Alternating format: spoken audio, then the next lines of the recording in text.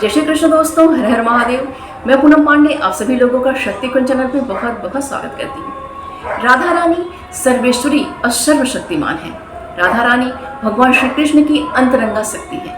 राधा रानी भगवान श्री कृष्ण की आह्लादनी शक्ति है, उनके जीवन की अधिष्ठात्री देवी है। भगवान श्री कृष्ण की प्रत्येक लीला राधा रानी के कारण ही संभव हो पाता है। भगवान श्री कृष्ण राधा रानी के अधीन रहते हैं। राधा रानी संपूर्ण कामनाओं की राधन करती हैं, इसीलिए राधा रानी को श्री राधा कहा जाता है।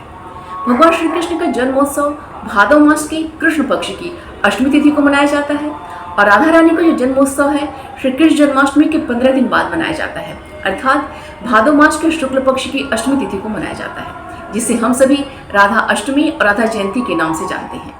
भगवान श्री कृष्ण की पूजा का फल तभी प्राप्त होता है जब मनुष्य राधा रानी की पूजा करता है। अगर कोई मनुष्य राधा रानी की भक्ति करता है, उनकी उपासना करता है, उनकी पूजा आराधना करता है, तो उसे स्वतः ही भगवान श्री कृष्ण की पूजा का फल प्राप्त हो जाता है। ऐसी मान्यता है कि अगर मनुष्य श्री कृष्ण जन्माष्टमी का व्रत करता है, श्री कृष्ण जन्माष्टमी का जन्मोत्सव मनाता है, तो उसे श्री कृष्ण जन्माष्टमी के जो व्रत का जो फल है तभी प्राप्त होता है जब वह राधा अष्टमी का व्रत करता है और राधा रानी के जन्मोत्सव मनाता है। बिना राधा अष्टमी के व्रत के श्री कृष्ण जन्माष्टमी का जो व्रत है वो अधूरा माना जाता है।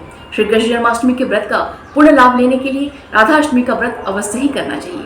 राधा रानी सर्वशक्तिमान है, लेकिन राधा रानी बहुत ही प्यारी, बहुत ही भोली और बहुत ही दयालु है। राधा रानी अपने भक्तों को कभी भी दुख में, कभी भी संकट में नहीं देख सकती है। अगर मनुष्य उन्हें सच्चे मन से पुकारता है, उनकी भक्ति, उनकी आराधना करता है, तो राधा रानी अपने भक्तों के समस्त प्रकार के संकटों का नाश कर देती हैं और उसकी समस्त प्रकार की मनोकामनाओं को पूर्ण करती हैं।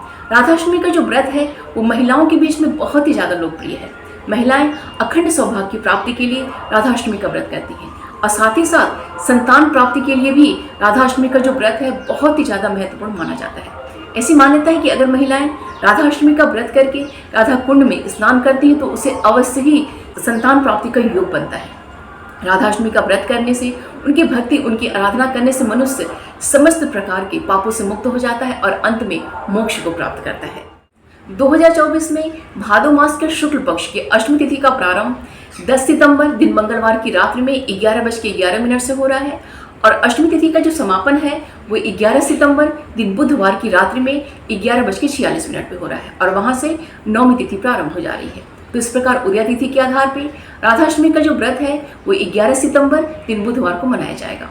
इस साल राधाष्टमी के व्रत को लेके कोई भी कंफ्यूजन नहीं है, इसलिए सभी जगहों पे राधाष्टमी का जो व्रत है वो 11 सितंबर दिन बुधवार को ही मनाया जाएगा। पिछले साल 2023 में राधाष्टमी के व्रत को लेके बहुत ही कंफ्यूजन था, वो 2 दिनों का मनाया गया था, लेकिन इस साल कोई भी कंफ्यूजन नहीं है। सभी जगहों पे 11 सितंबर दिन बुधवार को ही मनाया जाएगा, क्योंकि 11 सितंबर को हमें पूरे दिन जो है ब्रह्म मुहूर्त से लेके रात्रि तक जो हमें वो है अष्टमी तिथि में प्राप्त हो रही है। राधा रानी का जो जन्म है वो भादव मास के शुक्ल पक्ष की अष्टमी तिथि को सोमवार के दिन और अनुराधा नक्षत्र में संपन्न हुआ था। कुछ जगहों पे ऐसी मान्यता है कि राधा रानी का जो जन्म है वो ब्रह्म मुहूर्त में हुआ था और कुछ जगहों पे ऐसी मान्यता है कि राधा रानी का जो जन्म है वो मध्याह्न काल में अर्थात दोपहर के समय में हुआ था। इसीलिए कुछ जगहों पे राधा रानी का जो जन्मोत्सव है वो ब्रह्म मुहूर्त में मनाया जाता है और कुछ जगहों पे राधा रानी का जो जन्मोत्सव है वो दोपहर में अर्थात मध्याह्न काल में मनाया जाता है।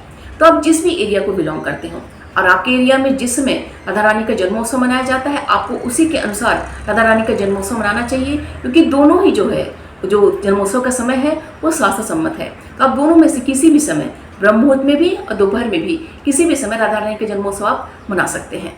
11 सितंबर का जो राधाष्टमी का व्रत है वो प्रीति योग और आयुष्मान योग में संपन्न हो रहा है, जो कि बहुत ही उत्तम, बहुत ही ज़्यादा मंगलकारी है। राधाष्टमी का जो व्रत है वो ज्येष्ठा नक्षत्र में संपन्न हो रहा है, जो कि बहुत ही ज़्यादा शुभदायक है। राधाष्टमी के व्रत के दिन दुर्वाष्टमी का व्रत भी किया जाता है और राधाष्टमी के व्रत के दिन से महालक्ष्मी व्रत का प्रारंभ हो जाता है, जो कि किसी साल 14 दिवसीय होता है, किसी साल 15 दिवसीय होता है और किसी साल 16 दिवसीय होता है। तिथियों के घटने और बढ़ने के हिसाब से दिन का निर्धारण किया जाता है। राधा रानी महालक्ष्मी है, इसलिए राधा अष्टमी के दिन से महालक्ष्मी व्रत का प्रारंभ होता है। तो इस साल 2024 में ये जो महालक्ष्मी का व्रत है जो कि राधाष्टमी से प्रारंभ हो रहा है वो 11 सितंबर दिन बुधवार से प्रारंभ हो रहा है और 24 सितंबर दिन मंगलवार के दिन ये जो व्रत है वो पूर्ण हो रहा है। राधा रानी महालक्ष्मी है, इसलिए हम सभी को राधाष्टमी का व्रत है वो बहुत ही अच्छे से संपन्न करना चाहिए और बहुत ही अच्छे से उसे पूर्ण करना चाहिए। 11 सितंबर को राधाष्टमी का जो ब्रह्म मुहूर्त का पूजा का समय है वो सुबह में 11 मिनट से लेकर सुबह में 5:44 तक है और राधाष्टमी की जो दोपहर का मध्याह्न काल का पूजा का समय है वो सुबह में 10:42 से लेकर दोपहर में 1:10 तक है। राधाष्टमी का जो उत्सव है वो सभी जगहों पे बहुत ही उत्साह से और बहुत ही धूमधाम से संपन्न किया जाता है। हर कृष्ण मंदिर में राधाष्टमी का जो उत्सव है बहुत ही धूमधाम से मनाया जाता है। लेकिन राधाष्टमी के जो उत्सव का जो धूम होती है वो सबसे ज़्यादा धूम होती है बरसाना में और वृंदावन में। राधा रानी का जो जन्मस्थली है बरसाना में, वहाँ तो बहुत ही ज़्यादा इसकी धूम होती है। हर इस्कॉन मंदिर में भी राधाष्टमी का जो उत्सव है बहुत ही धूमधाम से मनाया जाता है और हर भक्त अपने घर में भी राधाष्टमी का जो उत्सव है वो बहुत ही धूमधाम से मनाता है। राधा रानी की विशेष कृपा प्राप्ति के लिए इस दिन राधा सहस्त्र नाम का पाठ अवश्य करना चाहिए, राधा कृपा कटाक्ष स्तोत्र का पाठ अवश्य करना चाहिए और राधा कवच का पाठ अवश्य करना चाहिए। इसके अलावा भी राधा रानी के एक से एक अच्छे स्तोत्र हैं, लेकिन इन तीनों का पाठ अवश्य करना चाहिए उनकी विशेष कृपा प्राप्ति के लिए। और सुहागन जो औरतें हैं उस दिन अखंड सौभाग्य की प्राप्ति के लिए राधा रानी को श्रृंगार की सामग्री जो है उन्हें अवश्य ही अर्पित करनी चाहिए। तो आगे मैं जो राधाष्टमी की जो पूजा की विधि है वो आगे मैं आपको अपलोड करूंगी। तो ये जो वीडियो है उम्मीद करती हूँ कि आप लोगों के लिए बहुत ही उपयोगी होगा।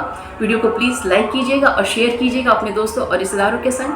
चैनल पे अगर नए हैं तो प्लीज़ चैनल को सब्सक्राइब अवश्य कर लीजिएगा और नोटिफिकेशन का बेल जरूर ऑन कीजिएगा। तो मिलते हैं अगले वीडियो में। अपना और अपनों का ख्याल रखिएगा। राधा रानी की कृपा दृष्टि, भगवान श्री कृष्ण की कृपा दृष्टि हम सभी पर बनी रहे, यही मंगल कामना है। जय श्री कृष्ण, हर हर महादेव।